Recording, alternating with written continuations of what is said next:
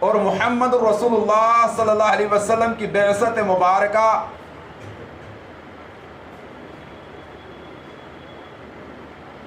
عرب کی دھرتی میں مکہ المکرمہ کے اندر ہوئی، اور اس وقت میں ہوئی کہ جب عرب کی دھرتی کے اندر اور اس سرزمین پر سب سے زیادہ گناہوں کی طغیانی تھی۔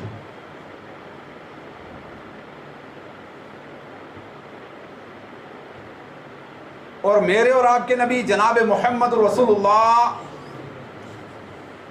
صلی اللہ علیہ وسلم کو اللہ تعالیٰ نے کائنات والوں کے لیے اور اس کائنات میں بسنے والوں کے لیے،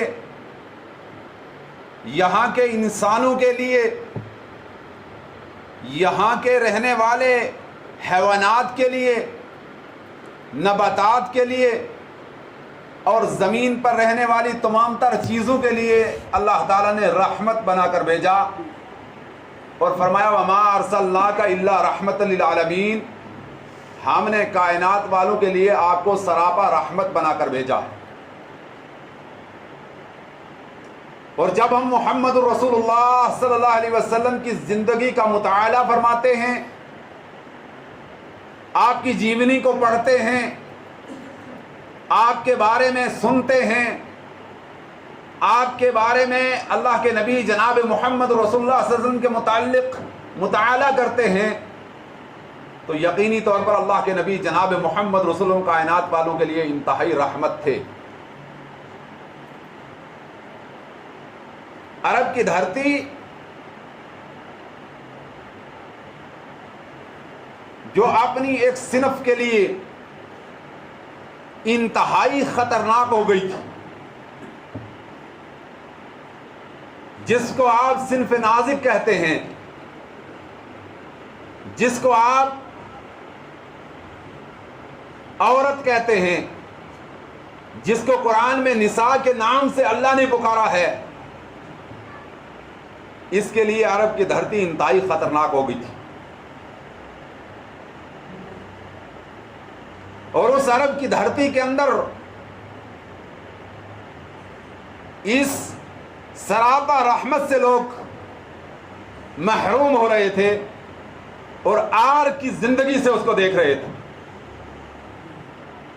اللہ کے نبی جناب محمد رسول اللہ صلی اللہ علیہ وسلم اس کائنات کے لیے رحمت بن کر آئے، اور خاص کر ہمیں یاد رکھنا چاہیے، حوا کی بیٹیوں کو یاد رکھنا چاہیے، اور مومن نساء عورتوں کو یاد رکھنا چاہیے کہ ان کے لیے اللہ کے نبی جناب محمد صلی اللہ علیہ وسلم اس وقت انتہائی رحمت بن کر آئے، اور وہ آپ علیہ الصلوۃ والتسلیم ہی کی رحمت تھی کہ جس چیز کو عرب کی دھرتی کے اندر قریش مکہ، عرب کے لوگ اتنا ذلیل جانتے تھے کہ پاؤں کی جوتی سے بھی زیادہ ذلیل سمجھا جاتا تھا، اللہ کے نبی جناب محمد رسول اللہ صلی اللہ علیہ وسلم کی رحمت تھی اور آپ کی بعثت تھی کہ آپ علیہ الصلوۃ والتسلیم نے اس کو نصف ایمان قرار دیا، اس کو نصف ایمان اللہ کے نبی صلی اللہ علیہ وسلم نے قرار دیا۔ اور یہاں تک اللہ کے نبی جناب محمد رسول اللہ علیہ وسلم کی رحمت جوش میں نہیں آئی، بلکہ آپ نے یوں فرما دیا کہ جس کو اللہ تعالیٰ نے کائنات کے اندر صالح اور نیک عورت عطا کی، بیوی عطا کی، اس کو اللہ تعالیٰ نے دنیا میں آدھی جنت عطا فرما دی۔ اور یہ محمد رسول اللہ صلی اللہ علیہ وسلم کی رحمت تھی، آپ رحمت للعالمین تھے، اور اس میں صنف نازک کے لیے بھی اللہ کے نبی جناب محمد صلی اللہ علیہ وسلم رحمت تھے کہ آپ علیہ الصلوۃ والتسلیم نے فرمایا تم بیٹیوں کو اپنے لیے آر سمجھتے ہو اور زندہ درگور کر دیتے ہو۔ قرآن نے اس کو بیان کیا ہے وَإِذَا الْمَوْءُودَةُ سُئِلَتْ بِأَيِّ ذَنبٍ قُتِلَتْ، جب زندہ درگور بیٹیوں کے متعلق آپ سے سوال کیا جائے گا کہ کس گناہ کی بنیاد پر آپ ان کو زندہ درگور کرتے تھے، اور خود محمد رسول اللہ صلی اللہ علیہ وسلم کی دربار مبارک کے اندر آپ کے سامنے جب اللہ کے نبی جناب محمد رسول اللہ صلی اللہ علیہ وسلم نے حکم صادر فرمایا کہ اسلام لانے سے اللہ پہلے گناہ معاف فرما دیتا ہے، اس کے تمام گناہ معاف ہو جاتے ہیں. ایک باپ جو اسلام لایا ہے، جو مسلمان ہوا ہے، جس نے لا الہ الا اللہ پڑھا ہے، اس کو اپنا وہ گناہ یاد آیا جس گناہ کے متعلق اللہ کے نبی جناب محمد رسول اللہ صلی اللہ علیہ وسلم کے سامنے کھڑے ہو کر وہ اللہ کے نبی صلی اللہ علیہ وسلم کے سامنے بیان کرتا ہے. جب اللہ کے نبی صلی اللہ علیہ وسلم فرماتے ہیں کہ الاسلام تحدم ما کان قبلہ، اسلام پہلے جتنے گناہ ہیں ان کو ختم کر دیتا ہے، یہدم ما کان قبلہ، اس سے پہلے والوں کو سب کو منہدم کر دیتا ہے. والہجرت تحدم ما کان قبلہ، اور ہجرت جو کرنے سے پہلے گناہ جو ہے معاف ہو جاتے ہیں. یہ آدمی کھڑا ہوتا ہے، نو مسلم ہے، نیا ہے، رسول اللہ صلی اللہ علیہ وسلم کے صف میں موجود ہے، کہتا ہے اللہ کے نبی صلی اللہ علیہ وسلم سب گناہ معاف ہو جاتے ہیں. آپ علیہ السلام نے فرمایا سب گناہ معاف ہو جاتے ہیں. کہا سب گناہ معاف ہو جاتے ہیں؟ کہا میں نے تجھے کہا سب گناہ معاف ہو جاتے ہیں. کہا کیا میرا یہ گناہ معاف ہو جائے گا؟ اللہ کے نبی صلی اللہ علیہ وسلم نے فرمایا کون سا؟ کہا اللہ کے نبی جناب محمد رسول اللہ صلی اللہ علیہ وسلم عرب والے غیرت کی بنیاد پر، یہ غیرت سمجھتے تھے کہ ہمارے گھر میں بیٹی پیدا ہو، یہ غیرت سمجھتے تھے کہ اس بیٹی کا رشتہ مانگنے کے لیے کوئی آئے، یہ غیرت سمجھتے تھے کہ اس کے گھر میں بارات آئے، یہ غیرت سمجھتے تھے کہ وہ کسی کا سسر بنے، اور یہ غیرت سمجھتے تھے کوئی اس کا داماد بنے. اس غیرت کی بنیاد پر عرب والے زندہ درگور بچیوں کو کرتے تھے، ہم بھی زندہ درگور کرتے تھے. کہتے ہیں میں نے اس سے پہلے اپنی بچیوں کو زندہ درگور کیا، ایک بچی بچ گئی، میں ہجرت میں رہا، میں سفر میں رہا، بڑی ہو گئی، پنپ گئی، چلنے لگی، کھانے پینے لگی، دوڑنے لگی، اور بہترین قسم کے الفاظ میں بات کرنے لگی. آہا، اللہ تعالیٰ نے جس کو یہ نعمت عطا کی ہوئی ہے نا، بچوں کی نعمت، بچوں کی جو کھیلنے کا انداز ہے، بچوں کا جو بات کرنے کا انداز ہے، بچوں کی جو توتلی زبان اور توتلا انداز ہے، وہ کتنا پیارا انداز ہوتا ہے. اللہ تعالیٰ اس میٹھے میوے سے کسی کو محروم نہ رکھے. اللہ تیری مجلس میں اگر کوئی ایسا موجود ہے کہ جس کو اللہ تو نے اولاد سے نہیں نوازا ہے، اللہ تعالیٰ تو اپنی رحمت سے، جمعے کی برکت سے، ان لوگوں کی دعاؤں سے اللہ تعالیٰ تو اس کو جو ہے یہ میٹھا میوہ عطا فرما. اور اگر آپ آر نہ سمجھے تو میں یہ کہوں، اللہ جس کو بیٹی کی نعمت نصیب نہیں ہوئی، اللہ اس کو بیٹی کی نعمت نصیب کر. یہ بہت بڑی نعمت ہے، یہ بہت بڑی نعمت ہے، بیٹی کی نعمت. اللہ کے نبی جناب محمد رسول اللہ صلی اللہ علیہ وسلم جب وہ بڑی ہو گئی، میں جب گلیوں میں نکلتا، جب میں کہیں سے جا رہا ہوتا، لوگ اشارہ کرتے اس کے گھر میں بیٹی پیدا ہوئی ہے، بیٹی پنپ رہی ہے، اس کے گھر میں جو ہے برات آئے گی، یہ کسی کا سسر بنے گا، اس کے گھر سے ڈولی اٹھے گی، یہ یہاں سے جو الوداع کرے گا. کہا یہ نظام جب میں نے دیکھا تو میری غیرت جو ہے ابھر آئی، میں نے آر سمجھی. میں تسنع کے اعتبار سے میری بیوی جو ہے اعتبار نہیں مجھ پر کرتی تھی، میں اپنی بیٹی سے پیار کرنے لگی، بناوٹی پیار، تسنع. کہا میں اس کے لیے جوڑا خرید کر لایا کہ میری بیوی اعتبار کرے کہ میرا جو ہے چھور، میرا بالی اب اپنی بیٹی کے ساتھ محبت کرنے لگا ہے. کہا میں نے ایک دن جوڑا پہنایا، اس کو ساتھ میں لیا، کدال کا انتظام کیا، پھاوڑے کا انتظام کیا، میں ریگستان میں چلا گیا. میں نے جا کر وہاں باضابطہ طور پر اس کے لیے گڑھا کھودنا شروع کیا. میں پسینہ پسینہ تھا، مٹی جو ہے اٹھتی تھی، میری داڑھی پہ پڑتی تھی، میرے کپڑوں پہ پڑتی تھی. وہ میری بیٹی توتلی انداز میں، نعیف آواز میں کھلکھلاتی ہوئی مجھے کہتی تھی کہ ابو جان، ابو حضور، ابھی کس لیے آپ یہ گھڑا تیار کر رہے ہیں؟ کیوں آپ مشقت اٹھا رہے ہیں؟ اور اپنے ان چھوٹے چھوٹے ہاتھوں سے میرے اوپر سے وہ دھول جو ہے جھاڑتی تھی، لیکن میرا دل نہیں پسیجا۔ انسان کا دل یہ پتھر سے بھی زیادہ سخت ہے۔ ثم قست قلوبهم من بعد ذلك فهي كالحجارة او اشد قسوة۔ قرآن نے انسان کو یہ کہا ہے کہ انسان کا دل تو پتھر سے بھی زیادہ سخت ہوتا ہے۔ بعض پتھر بھی ایسے ہوتے ہیں کہ وہ اللہ کے خوف سے لڑک جاتے ہیں، اور بعض پتھر بھی ایسے ہوتے ہیں کہ اللہ کے خوف سے اس سے جھرنے پھوٹ پڑتے ہیں۔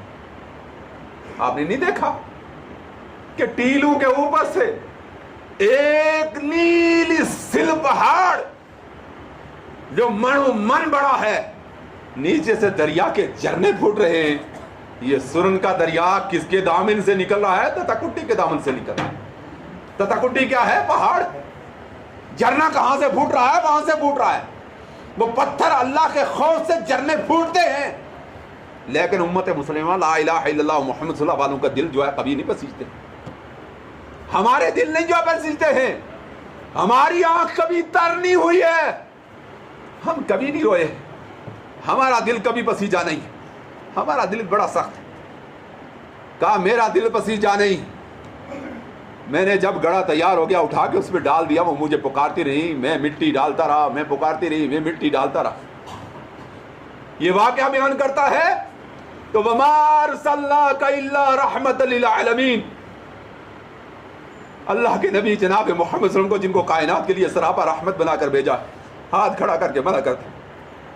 ساتھی میرے بھائی، خاموش ہو جاؤ، تم آگے بات کہہ نہیں سکتے ہو۔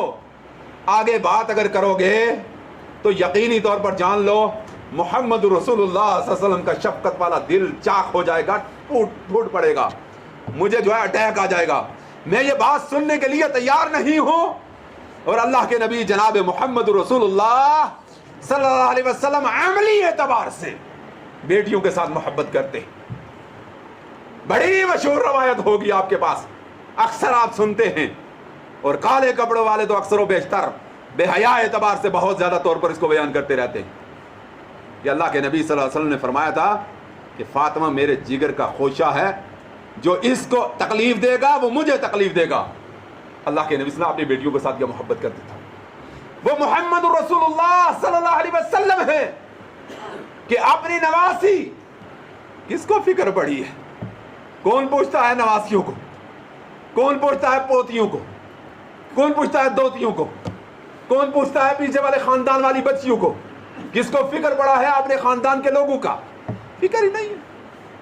ہمارا دل اتنا سخت ہے کہ ہم اس کے لیے دیکھتے نہیں ہیں۔ اللہ کے نبی جناب محمد رسول اللہ فرض نماز پڑھا رہے۔ کون سی نماز ہے؟ فرض نماز، نماز با جماعت مسجد کے اندر اللہ کے نبی جناب محمد رسول اللہ صلی اللہ علیہ وسلم پڑھا رہے ہیں، اور اپنی نواسی امامہ بنت زینب رضی اللہ تعالی عنہا کو اللہ کے نبی صلی اللہ علیہ وسلم اپنے کندھے مبارک پر سوار کرتے۔ بہت سنا ہوگا فلاں کندھے پہ سوار ہوا، یہ بھی کندھے پہ سوار، کبھی اس کا بھی ذکر کر لینا، اس کا بھی ذکر کرو نا۔ یہ صحیح روایت کے اندر ہے، یہ متفقون علیہ روایت کے اندر ہے، یہ واضح روایت کے اندر ہے، اس روایت میں کوئی شک نہیں ہے، اس کے رجال تمام ثقات ہیں۔ یہ بھی کبھی بیان کرو کہ اللہ کے نبی صلی اللہ علیہ وسلم نے انہی چند کو نہیں اٹھایا، ان کو بھی اٹھایا تھا۔ یہ زینب کی بیٹیوں کو بھی اللہ کے نبی جناب محمد رسول اللہ صلی اللہ علیہ وسلم نے کندھے کے اوپر اٹھایا۔ یہ بات بھی بیان کرنے کے قابل، کندھے پہ اٹھایا ہے۔ صحابی کہتے ہیں اللہ کے نبی صلی اللہ علیہ وسلم کھڑے ہیں، قرات فرما رہے ہیں، نماز پڑھا رہے ہیں، نواسی کندھے کے اوپر ہے۔ جب اللہ کے نبی صلی اللہ علیہ وسلم رکوع میں جاتے ہیں نواسی کندھے کے اوپر ہے، جب اللہ کے نبی صلی اللہ علیہ وسلم سجدے میں جاتے ہیں نواسی کو نیچے رکھ دیتے ہیں، اور جب دوسری رکعت کے لیے کھڑے ہوتے ہیں اللہ کے نبی دوبارہ اٹھا لیتے ہیں۔ یہ شفقت کس نے سکھائی؟ یہ طریقہ بیٹیوں کے ساتھ کس نے سکھایا ہے؟ یہ کس نے کہا ہے؟ محمد رسول اللہ صلی اللہ علیہ وسلم نے فرمایا کہ اللہ نے جس کو 2 بیٹیاں عطا کی، یا اللہ نے جس کو بیٹیاں اور بہنیں عطا کی اور ان کی اس نے پرورش کی، ان کا اچھا نام رکھا، ہائے ہائے ہائے ہائے ہائے افسوس، آج کے زمانے میں مسلمانوں کو صحابیات کے نام پسند نہیں ہیں. آج فاطمہ نام رکھنے سے آر کرتے ہیں. آج کسی کو زینب پسند نہیں ہے. آج کسی کو رقیہ نام پسند نہیں ہے. آج کسی کو ام کلثوم موجود کا نام پسند نہیں ہے. آج وہ نام جو صحابیات کے نام تھے، صفیہ نام کسی کو پسند نہیں ہے. آج کسی کو رملہ نام پسند نہیں ہے. آج ماریہ پسند نہیں ہے. آج سلمہ پسند نہیں ہے. آج نام جوڑتے ہیں باپ کے نام کے ساتھ، اور وہ جوڑنا آپ ضروری سمجھتے ہیں، اور اتنا ضروری سمجھتے ہیں کہ نام کا معنی کیا ہے مجھے اور آپ کو پتہ ہی نہیں ہوتا. ہمیں اور آپ کو پتہ ہی نہیں ہوتا. ہمیں اور آپ کو پتہ ہی نہیں ہوتا. ایک کسی کی بات نہیں، کئی بات. ہم اسکول میں پڑھاتے ہیں نا، ٹیچر ہیں، ہمارے پاس بچے آتے ہیں، ہم بچوں کا داخلہ لیتے ہیں. جب رجسٹر کے اوپر لکھنے لگتے ہیں، نام رکھا ہوا تھا رابعہ رحمان. رابعہ رحمان نام رکھا ہے. بھائی رابعہ رحمان کا معنی کیا ہوگا؟ چوتھا رحمان. رحمان تو ایک ہی ہے، چوتھا رحمان کہاں سے آیا؟ رحمان اللہ کی صفت ہے، اللہ یہ ایک ہے، رحمان ایک ہے. اکثر و بیشتر اس طریقے کے نام اپنے بچوں کو رکھتے ہیں، یا غلطی سے کبھی نام رکھ بھی لیا، زندگی پوری اصل نام سے کوئی نہیں پکارتا. زندگی پوری اصل نام سے نہیں پکارتے. زندگی پوری پپو، کلو، کاکو، کاکا، فلاں، کالا، فلاں اور فلاں، ان ناموں سے پکارتے ہیں. اللہ کے نبی صلی اللہ علیہ وسلم فرماتے ہیں جس کو اللہ نے 2 بیٹیاں عطا کی، ان کا بہترین نام رکھا. بہترین نام مراد جائے، آپ جانتے ہیں بہترین نام سے کیا ہوتا ہے؟ بہترین نام یہ ہے کہ وہ نام رکھے جائیں صحابیات کے نام. سب سے بہتر نام صحابیات کے نام. سب سے بہتر نام صحابیات کے نام. جو صحابیات کے نام ہے نا، ان سے بہتر نام ہم نے رکھے. وہ نبی علیہ السلام کے زمانے کے لوگ ہیں. نبی علیہ الصلوۃ والتسلیم نے ان کو سنا ہے، نبی علیہ الصلوۃ والتسلیم نے ان کو رکھا ہے. نبی علیہ الصلوۃ والتسلیم کے زمانے میں وہ نام تھے. وہ سب سے خوبصورت عربی نام ہے. وہ نام رکھا کریں اپنی بیٹی. وہ نام ایک اور غلطی کرتے ہیں، نام در نام در نام در نام رکھ رہے ہیں. عرب والوں سے جا کے پوچھیں گے تو وہ تو آپ نام رکھ رہے نہیں. کسی کا بیٹے کا نام باپ کے ساتھ ملا کے، باپ کا پھر آگے نام رکھ کے جب آپ کریں گے تو سب کو بن بن کر کے گن دیں. خود ہمارے ایک جو ہے ساتھی ہیں، بہت بڑے عالم ہیں، اللہ تعالیٰ ان کو اپنے حفظ و امان میں رکھے، صحت بر سلامت رکھے، اور بڑے خاندان سے. ان کے خاندان میں علماء اور مشائخ رہے. مولانا عبداللہ بانیہ کے خاندان سے. مولانا عبداللہ بانیہ یہاں آپ کے کنوئیں اوپر جو ہے بات کیا ہے، علماء اور مشائخ میں سے گزرے. عبداللہ بانیہ، یہ عبداللہ بانیہ مولانا عبداللہ مغل کے ساتھیوں میں سے، جو مولانا مفتی عبدالجبار صاحب کے والد، ان کے بڑے مشائخ میں سے لوگ. ان کے خاندان سے ہیں مولانا عبدالحفیظ مدنی حافظ اللہ. تو مولوی صاحب نے اپنا نام جو ہے وہاں جا کے مدینہ یونیورسٹی میں لکھایا. کہا کیا نام ہے؟ کہا عبدالحفیظ بن محمد حسین. سند بنی، پوچھے مولوی صاحب سے، سند بنی. پڑھتے رہے. سند جس دن ملی تو سند میں نام لکھتے ہیں عبدالحفیظ بن محمد بن حسین بن آگے اور کر دیا. اب شیخ کی جب جو ہے آپ کے سامنے وہ آیا تو آنے کے بعد کہتے ہیں میں نے جا کر جو ہے آپ نے جو ہے اس سے مزید سے سوال کیا، لجنہ والوں سے سوال کیا، کہا یہ تو میرا نام، یہ تو میرے باپ کا نام محمد حسین میرے باپ کا نام ہے، یہ 2 نام نہیں ہے. یعنی عرب والوں کے نزدیک محمد ایک نام ہے، حسین ایک نام ہے. محمد رسول اللہ کا نام صرف محمد ہے، اور احمد ہے، ماہی ہے، حاشر ہے، ہاشمی ہے. یہ اللہ کے نبی صلی اللہ علیہ وسلم کے جو نام ہے بالکل. اور 2 نام، ایک نام کو عرب والے ایک ہی نام سمجھتے ہیں، وہ اسماء الحسنی والے نام. اسماء الحسنی والے نام کو عرب والے جدا نہیں مان. اسماء الحسنی آپ سمجھتے ہیں، اسماء الحسنی وہ اللہ کے نام. هو اللہ الذی لا الہ الا هو الرحمن الرحیم الملک القدوس السلام المؤمن المہیمن العزیز الجبار المتکبر. میرے بھائیو، حدیث محمد رسول اللہ صلی اللہ علیہ وسلم کی کہ جس نے میرے 99 صفت کے نام بھی یاد کیے نا وہ بھی جنت میں جائے گا. اس لیے یہ نام آپ جو ہے یاد کر لیں. یہ اسماء الحسنی بھی یاد کرنے چاہیے مسلمانوں کو. هو اللہ الذی لا الہ الا هو الرحمن الملک القدوس. یہ جتنے نام ہیں ان ناموں کو عرب والے ڈبل اعتبار سے لیتے ہیں. عبداللطیف، عبدالرحمن، عبدالجبار، عبدالقہار. ان کو قہار اور جبار، لطیف اور خبیر کے اعتبار سے نہیں لیتے ہیں. ہمارے ہاں یہاں الٹی گنگا بہتی. ہم ان ناموں کو سنگل نام میں بیچ رہے تھے کسی کا نام عبدالرحمن ہے اس کو رحمان کہتے ہیں، نام عبداللطیف ہے اس کو لطیف کہتے ہیں، نام عبدالعزیز ہے اس کو عزیز عزیز کہتے رہتے ہیں، اب کوئی اور دوسرا نام ہے عبدالغنی تو غنی ہی کہتے رہتے ہیں، یا اس کو اور بگاڑتے ہیں. حاشا وکلا، اللہ معاف فرمائے، عبدالغنی کو غنیہ کہتے ہیں. یہ غنی کون ہے؟ غنی کون ہے؟ غنی اللہ کا اسماء صفات میں سے نام ہے. اور آپ اور ہم ہمیشہ گناہ کرتے ہیں، صبح سے شام تک اپنے بیٹے کو پکارتے ہیں اور رب کے نام کو ہم بگاڑ کر لیتے ہیں، اور بڑے شوق سے ہم کہتے ہیں ہم بڑے اچھے ہیں. بڑے شوق سے ہم سوچتے ہیں کہ ہم بڑے کہا اچھے نام رکھے، بہتر نام رکھے، اچھے نام رکھے. وَعَدَّبَهُنَّ ان کو ادب سکھائے، دین سکھائے، بہتر طریقے سے ان کی تربیت کرے. اور اس کے بعد وہ قیامت کے دن جب آئے گا نا، وہ 2 بیٹیوں والا، وہ 2 بہنوں والا جن کی اس نے پرورش کی ہے، میں اور وہ جنت میں کہاتین اس طریقے سے ہوں. اجر کی تمنا تو رکھیے، اجر کی تمنا تو رکھیے. اما عائشہ کہتی ہیں اگر کسی کو ایک ہی ہو، آئے عائشہ تیری عفت و عصمت پر قربان چاہیے. او ہو امت مسلمہ، سنی مسلمان، اس کے سامنے عائشہ کا نام کوئی بری طریقے سے لے اور خاموش رہے، خاموش رہے، جان نہ دے دے، قربان نہ ہو جائے عائشہ کی عفت و عصمت پر، مار نہ جائے. تم عائشہ کے متعلق جو ہے زبان کھولتے ہو جس کی عفت و عصمت اللہ نے اپنی کتاب اللہ کے اندر نازل فرمائی ہے، تمہارے کہنا ایسا ہے؟ عائشہ فرماتی ہیں کیا کوئی ایک ہو؟ اللہ کے نبی صلی اللہ علیہ وسلم فرمایا ایک والا بھی اس میں شامل ہو جائے. آئے رحمت نبی، رحمت نبی دیکھی کتنی رحمت نبی ہے. اللہ کے نبی جناب محمد رسول اللہ صلی اللہ علیہ وسلم کی اتنی بڑی رحمت ہے، رحمت للعالمین ہے. کہتے ہیں اگر کوئی اپنی بچی کسی ایک کی بھی تربیت کرے، اچھی تربیت کرے، احسن تربیت کرے، بہترین تربیت کرے، اس کو علم دے، علم سکھائے، قرآن پڑھائے، دین سکھائے، ساری زندگی اس کی اگر کوشش یہ ہے کہ میری بیٹی فلاں کے مقابلہ کرے گی اور فلاں جیسی بنے گی، اس کی یہ تمنا نہیں ہے یہ عائشہ جیسی بنے گی، حفصہ جیسی بنے گی، فاطمہ زہرا جیسی بنے گی، جی یہ صفیہ جیسی بنے گی، نہیں، ایسی تمنا نہیں. یہ اس کنجری جیسی ہوگی اور اس کنجری جیسی ہوگی. یہ تمنا اور اس بد نصیب کی بھی پوری تمنا وہی، اس بد نصیب کی بھی پوری تمنا عائشہ بننے کی تمنا نہ ہو، حفصہ بننے کی تمنا نہ ہو، سودا بننے کی تمنا